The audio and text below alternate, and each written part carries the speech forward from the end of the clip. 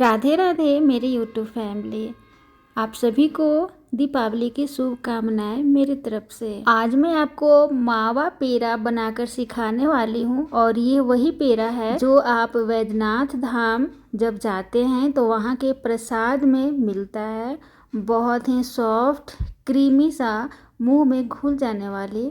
और ये रेसिपी मेरी नानी बनाती थी, मेरी नानी ने ही मुझे सिखाया है। मेरे नानी के घर में बहुत सारा दूध हुआ करता था, फिर मेरी नानी मेरे लिए ना बना बना कर लाती थी। तो सबसे पहले यहाँ पे मैंने एक खुले बर्तन में 3 लीटर दूध लिया है और ये मैं थोड़ा थोड़ा इस कढ़ाई में दूध को डालते हुए सारा दूध को डाल दूँगी, क्योंकि हमारा दूध का मात्रा ज़्यादा है और बर्तन जो है उसके अनुसार छोटा है। इस कारण से मैं इसे खौला खौला कर सुखाऊंगी। जब तक वो मावा बन रहा है तब तक मैंने यहाँ पे दूसरे कढ़ाई पर ना एक छोटी कटोरी से चीनी लिया है और जिस कटोरी से मैंने चीनी लिया है उसी कटोरी से आधा कटोरी मैंने पानी डाला है और दोनों को डाल देने के बाद गैस को ऑन किया है ताकि चीनी जो है वो हमारा चिपके नहीं। और इसमें अच्छा सा खुशबू आने के लिए इलायची का पाउडर, जो हरी वाली इलायची होती है, उसका पाउडर मैंने डाल दिया है आधा चम्मच। तेज़ आंच पर इसे खूब अच्छे से खौलाएंगे और 5 मिनट के बाद आप देखेंगे कि ये ना चिपचिपा जैसा बन जाएगा। और इसे एक तार से थोड़ा सा ज़्यादा यानी कि 2 तार आपको बनाना होगा। देखिए हमारा 2 तार बन तो नहीं रहा है, लेकिन एक तार बहुत ही ज़्यादा मोटा निकल रहा है। तो जब इस तरीके से निकलने लग जाए तो गैस को ऑफ़ कर देंगे और गैस को ऑफ़ करने के बाद कढ़ाई को नीचे रखेंगे और इसे लगातार चलाते रहेंगे। इसे तगार बनाना कहते हैं।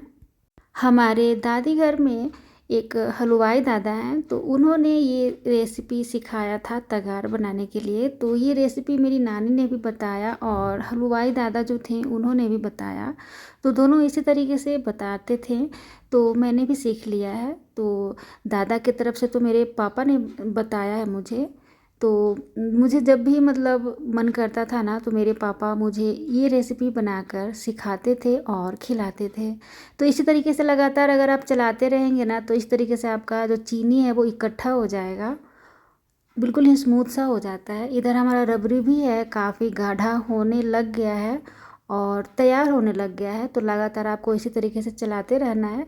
लास्ट में जब ये तैयार होने वाला होता है ना तो काफ़ी छींटा पड़ता है, तो आप कवर करके इसे लगातार चलाइएगा और लगातार आपको चलाते हुए दूध को सुखाना होता है। अगर आप बीच में छोड़ देंगे तो दूध जो है वो चिपक जाता है और वो जल जाता है। तो इस बात को आपको ध्यान रखना है, ख्याल रखना है। और जब भी आप रबड़ी बनाएं तो कुछ मोटा वाला तल का बर्तन लीजिएगा, क्योंकि वो चिपकता बहुत ज़्यादा है। तो मैंने यहाँ पे 3 लेयर वाला कढ़ाई लिया है, इसमें चिपकने की चांसेस बहुत कम होती है। तो मावा तो हमारा बन गया, तो उसे ठंडा होने के लिए मैंने रख दिया है। बिल्कुल ही सूखा मावा मैंने बनाया है, उससे ज़्यादा नहीं सूख पाता वरना ये जलने लग जाता, तो मैंने उतना ही सुखाया है। तो रबड़ी हमारा बनकर तैयार है। इधर हमने जो चीनी का तगार बनाया है ये भी काफ़ी ठंडा हो गया है। तो ठंडा होने के बाद इस तरीके से ग्लास से आपको रब कर देना है। बहुत ही स्मूथ होता है ये, बहुत ही आसानी से हो जाता है। तो काफ़ी बढ़िया से इसको रब रब करके इस तरीके से पाउडर बना लीजिएगा। आप चाहें तो इसे मिक्सी जार में भी पाउडर बना सकते हैं पीस कर। तो हमारा तगार भी बनकर तैयार है। वैसे तो आप खोया का जो पेड़ा बनाते हैं बिना तगार का भी बना सकते हैं, पर जो तगार वाला बनाते हैं उसका स्वाद बिल्कुल ही डिफरेंट होता है और ये बनाने का तरीका बिल्कुल ही ट्रेडिशनल है। तो हमारा मावा बनकर तैयार था, बिल्कुल ही ड्राई था, ठीक है। और हमारा तगार भी बन गया है।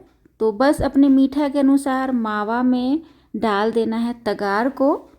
मैंने बहुत ज़्यादा नहीं डाला है, अपने मीठा के अनुसार ही डाला है। और डालने के बाद अच्छी तरीके से इसे मिक्स करेंगे।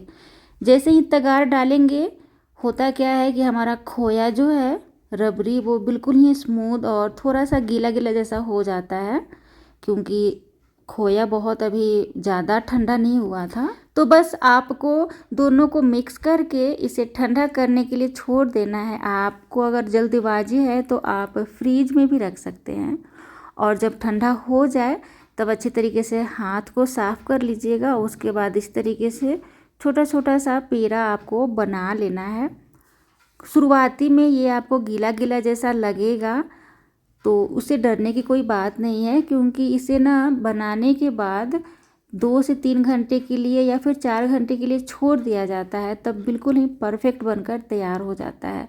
हमने बना लिया था और बनाने के बाद 2 से 3 घंटा मैंने इसे छोड़ दिया था ठंडा होने के लिए।